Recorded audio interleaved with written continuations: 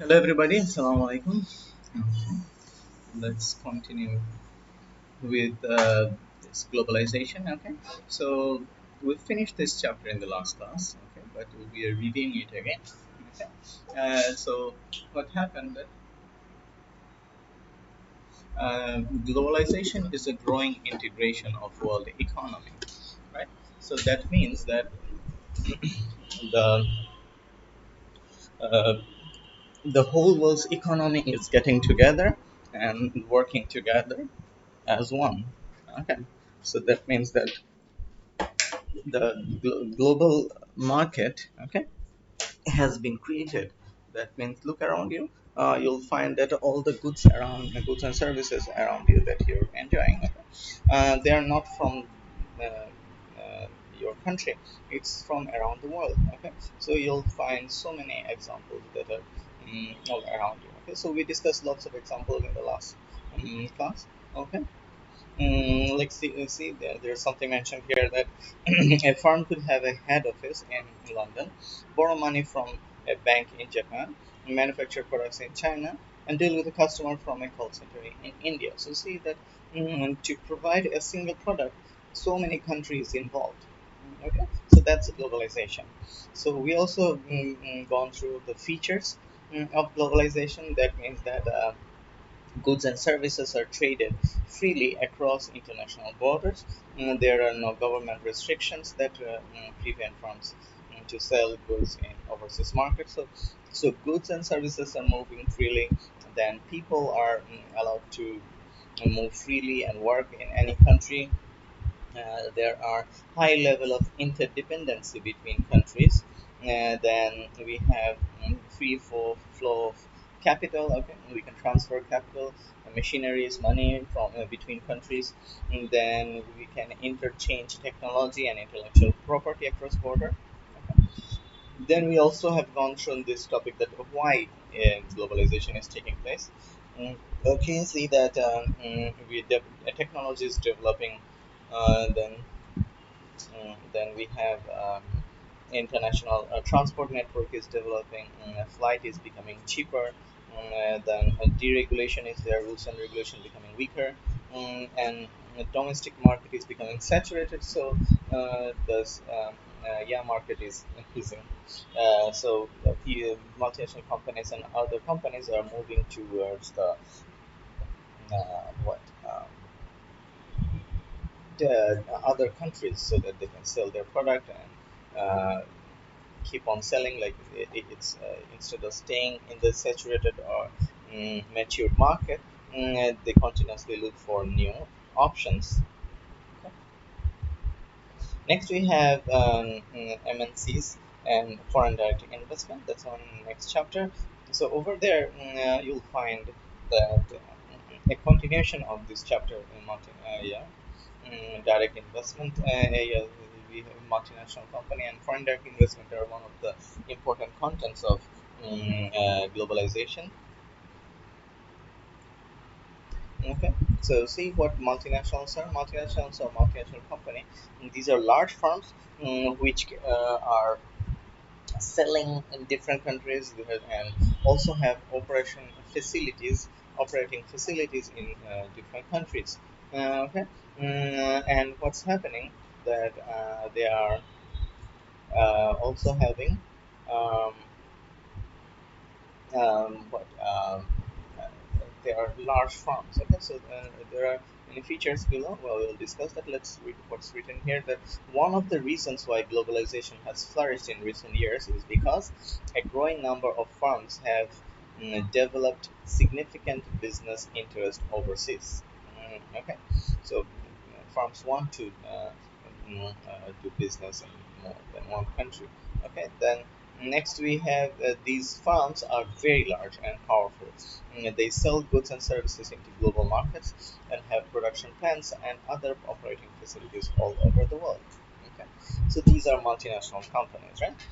Okay, so what are the reasons? So one of the main features of these companies, that one of the main features is economies of scale. Okay, so you know what is economies of scale? It means that it means like if if we can increase the production output or quantity, then what will happen? Average cost will fall, right? Okay, let's see the formula of average cost.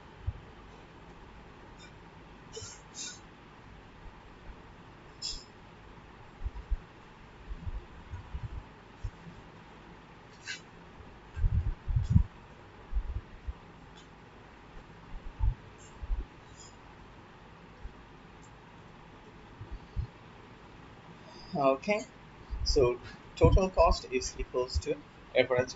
So average cost is equals to total cost divided by quantity. Okay, that's the formula we have gone through before, right? So over here we can find that if we can, let's think mathematically that if we increase this quantity, then what will happen? Mathematically, this average cost will fall, right? Okay, and we also went through the graphs, remember? Okay. So if you can, that's average cost curve. Okay. So if you can increase the quantity, what will happen? That average cost will start to fall. Okay, and that's the minimum efficient scale, the minimum economics of scale. Okay, so every firm wants to achieve this position. Okay. Okay. So let's see that. So economies of scale in some industries, cost can be reduced by firms that exploit economies of scale. Okay, mostly what manufacturing firms really enjoy this one. Okay, also services, but manufacturing are the one that mostly benefit from this. Okay, then multinationals will be in better position to exploit economies of scale because they're so large. Farms that sell to global market will produce more than those who just sell to domestic markets. They can therefore lower their cost, and also multinationals have access to cheap global resources, such as labor, capital, and commodities. Okay.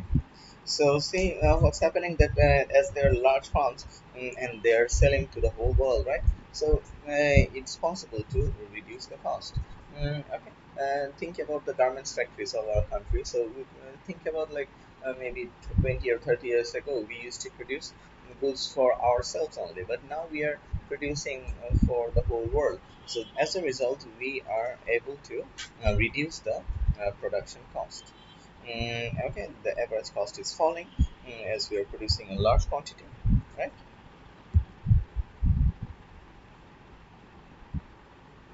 Okay.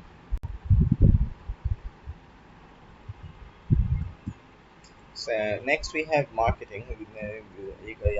The multinational companies are enjoying the marketing economies of scale as well, and you can say that in advantage, they have a huge advantage related to marketing and advertising and everything. See, some firms have become multinationals because they have been able to establish a successful brand in their domestic market, and they exploit it globally. They also use heavy advertising and innovative marketing to attract customers globally.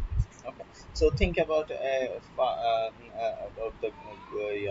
multinational companies. They also already have successful companies, right? Some successful brands. Okay, you will even amaze that there are some of the brands that you and me already know them, but it's not even available in our country, or they don't have any office or operation facilities in our country. But still, we are getting those, okay, from different channels, right? For example, suppose Apple. Okay, Apple is a multinational company that produces iPhone, right? So they are a very powerful company, and their marketing they have a very strong brand. Okay, so what's happening that iPhone directly doesn't sell any iPhone to our country, as far I know. Okay, but you'll find that they are becoming very popular, and they are we are getting access, and we have a huge amount of demand in our country for this particular mobile phone, right? Okay, so that's the advantage of a strong brand. Okay, so the Apple can be interested to come in country. Okay,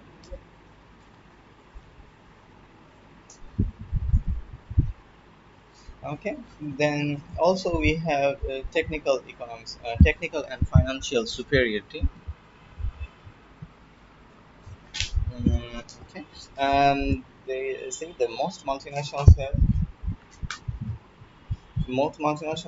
have developed into a large business over a period of time, and they have developed sophisticated technologies, built up a huge bank of knowledge, and can afford to invest heavily in research and development. They have experience in the fields in which they operate and can afford to employ the most talented people. As a result, they can take on business that small farms could not dream of. Okay, so what's happening that they have very financial, they have very advanced access to huge amount of resources, money. Okay, and as a result, they can afford a technical superiority. Okay, they have huge amount of technical support. Okay, so they have the latest technology.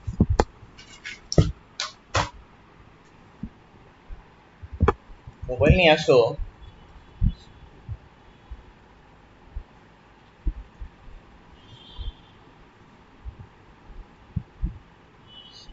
okay, so see what's happening here that they have technical superiority and financial superiority as well because they have access to huge amount of money. Okay, so what's happening that with that huge amount of money they can afford the latest technology, the most advanced technology, and with that they can produce the high quality goods and everything, and also they can provide high quality services, and they can also afford the most talented people from all over the world, right? Okay. Okay, then we have foreign direct investment. So foreign direct investment means that um, that means that money is getting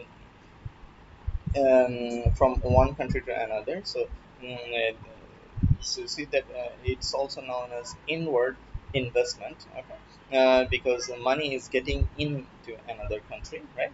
Okay, so it occurs when a company makes an investment in a foreign country. This may involve the construction of a factory, distribution center, or store, or the development of a mine or tea plantation. Another part of FDI is the purchase of share in a foreign business, 10% or more. Most FDI is undertaken by multinational companies. Okay, so see what's happening that the suppose think about Grameen Phone in our country. Okay, so they are a multinational company. The name of the company is Telenor. Okay, so Telenor is a multinational company. So when they came to this country, they came up with this Grameen Phone. Okay, so when they came to other country, what happened? Got one. They got a headquarters. They have a building. They have lots of they need to hire huge amount of money, so lots of money and capital and resources, and they were coming inside the country. Okay, so this was an example of foreign direct investment. That means this foreign firm is investing in our country. Okay, so that's a very good thing for our country, right? Because they're bringing huge amount of money into the country, and it will help us in many ways. So let's discuss that how government is attracting this to and we are trying to attract FDI into the country. Okay, then we'll discuss what are the benefits from FDI. Okay, so we have so these are the steps government can take to attract FDI. And so they offer tax breaks and subsidies and grants and low interest loans. Okay, so see what's happening that the firms, the multinational firms in developed country, what happens that the tax is huge. Okay, they have to pay a huge amount of tax. So the developing country and may attract these FDI or multinational companies that you can come to our country, we can give you a tax break. That means you have to pay zero tax or very low amount of tax for a particular period of time. Okay, so this is a very attractive offer, and they can get attracted and come to our country. They can also provide subsidies in terms of like money or loan or free land or factories. This can also attract them. Then grants, we have low interest loan. Okay, so low interest loan is very attractive. Okay, it will help the foreign firms to grow even more. Right? Okay. Next, there are the government is lifting restrictions and relaxing regulations to make it easier for foreign firms to invest. Okay, so what's happening that foreign firms are getting attracted. One of the another reason is that they're relaxing the regulation and lifting the restrictions. Okay, so. mm, so what will happen that this will again help that foreign firms to join your economy. But like previously, there was a time that where there were lots of strict regulation and stuff, but now it has become weaker. Okay, so it's advantage for all the firms. Next, we have invest in their own infrastructure. Okay, so government can build factories or roads or bridges or internet facilities, okay, that will directly help the foreign farms. Okay, then they can government can also invest in education so that people can get jobs with foreign companies. Okay? So if they can, if foreign firms come over here and already get skilled labor, okay, who knows how to work or how to speak English or know technical things like computer supports and everything. Okay, and so this will again help the foreign firms. Okay. Okay, then benefits of FDI. So why FDI is so important for our country? Okay, so one of the main reason is job creation. Okay, it helps to create a job in the country, right? The foreign firms are bringing huge amount of money into the country, so this will increase the production, and when this production is increasing, you'll need more labor, right? So more and more job will be created. Okay. Then also the other related services will develop, and these related services will also need to employ here. All right. So a huge amount of job opportunities will be there when FDA is coming inside your country. An increase in income for those who are employed by the investors. Okay, and so income is also rising for those who are employed by the employer. Okay, so if the income rises by the employees, then it will develop more and more. What more and more what do you say uh, they can afford more, so their standard of living will rise, right? Okay, then we have an increase in tax revenues. Okay, so tax revenue is also there, right? So government is earning huge amount of money. Okay, then an increase in export. Okay, so export will rise because there will be an increase in the because these foreign firms are coming into your country, and they're producing and sending back to their country or throughout the world. Okay, so ultimately it will be a rise in export for our country. Okay, because it's leaving from your country. Okay, and it's getting produced in your country. Okay. Okay, next we have access to new technology. Okay, so new technology is there. Okay, so new technology is very expensive and hard to get. But if you have multinational companies, then what will happen? They will be bringing this country for bringing this technology inside your country for their own advantages. But everyone will be enjoying the benefit of this new technology. Then improvements in training and education. Okay, so for the multinational companies or the foreign firms, they may provide training or provide education to their laborers, and they can use it to use in their production. So ultimately, our laborers will get more skilled. Okay, and more skill will lead to more payment, and more payment lead to more better standard of living. Okay, so ultimately, this is a very good thing which can improve the standard of living of our country. Then we have development aid. Development aid is money and other forms of assistance that is given to less developed countries by the governments in developed countries. Okay, its purpose is to help the long-term development of a nation. It is different from humanitarian and which is designed to help resolve short-term problems such as starvations or a natural disaster.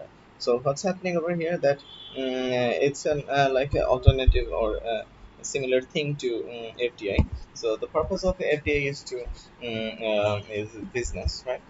Whereas the purpose of development aid is to we have two countries involved, and in multilateral aid we have more than one countries involved. Okay, so bilateral is the technical assistance provided by one country to another.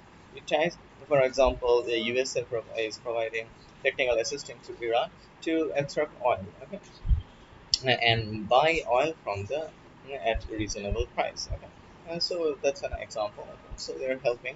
Okay, one country is helping another country. Okay, but definitely there are some reasons behind it, right? Okay, okay. So next we have multilateral aid. In multilateral aid, we have more than one country involved. See what's happening. Multilateral is providing money to an international organization by a country, and later the organization distributes this money to the other countries without ties. Example: the USA provide money to the World Bank, and later World Bank distribute this money to other countries. Okay, so this is what's happening over here. That multilateral aid means that like all multiple countries providing money to a particular international organization, suppose World Bank. Okay, and World Bank will later on distribute to more than one country. So okay, which of them are in mostly need, right? Okay, so see, so many countries are involved, and so that's why that's known as multilateral aid. Next, we have grants. Okay, so this is where a government gives a less developed country a cash sum. The money might be for a specific purpose, such as an irrigation project or building of a new school. It might also be free technical advice or free education. Okay, so see what's happening that this kind of help is provided so that um, one country can help another country for a specific purpose. Okay. Suppose this if a country is facing a drought or a irrigation problem or agricultural problem, which ultimately lead to starvation, maybe. Okay, so if one country helps another country with irrigation, then which might be expensive for many countries, right? So this can help them to develop. Okay. Next, we have loans. Okay, a lot of aid is in the form of low interest or interest-free loans. The money given is expected to be repaid at some point. Okay, so that's loan. Then tied aid. This type of assistance is usually bilateral and means that assistance is given in return for something. Okay, so tied is aid is interesting. Like one country will be helping another country, but for a particular reason. Okay. So see that it's not all free, right? Because there another country is helping, but expecting something in return. maybe they want something like they want access of their multinational companies, or they want a particular road to get okay. They want to control a particular road. Okay, so there are many reasons by which they can uh, use this tide aid. Okay. Okay, next we have a relationship between FDI, development, and globalization. Okay, so see that both FDI and development aid will help globalization to gather pace. If money flows into less developed countries from foreign multinationals and overseas governments, these countries may develop their own economies faster. The money and the employment they get from the investments will help to generate economic growth. And some of the development aid may also be used to help the infrastructure and improve education. This will also help economic growth. Okay. Okay. Then that's all from this chapter. Okay. So if you have any question, you can let me know. Okay. Okay, still no question. Okay, so see that so in this chapter, mostly we discussed about that money can enter from one country to another, one country to another for many many reasons, right? So it can be because of the multinational companies, which is also an example of foreign direct investment, and it could be development aid for helping or assistance purpose. Okay. So in both cases, it's beneficial for another country, okay, which is receiving the money, and we also found that yeah, sometimes and it's not only like one-sided benefit, it's interdependency. Like that means both countries benefited because of this transaction. Okay, one country is receiving help, but another country is also getting something else from it. Now, one country is getting investment, another country is investing because they have opportunities to earn profit or increase their market share and many other reasons, right?